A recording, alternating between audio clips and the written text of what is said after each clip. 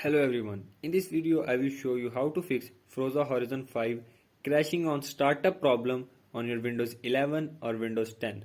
So to fix this issue, follow every step as I am showing in this video, and do not forget to subscribe this channel and also press the bell icon for the latest upcoming videos. Hope so this will fix your problem and help you a lot.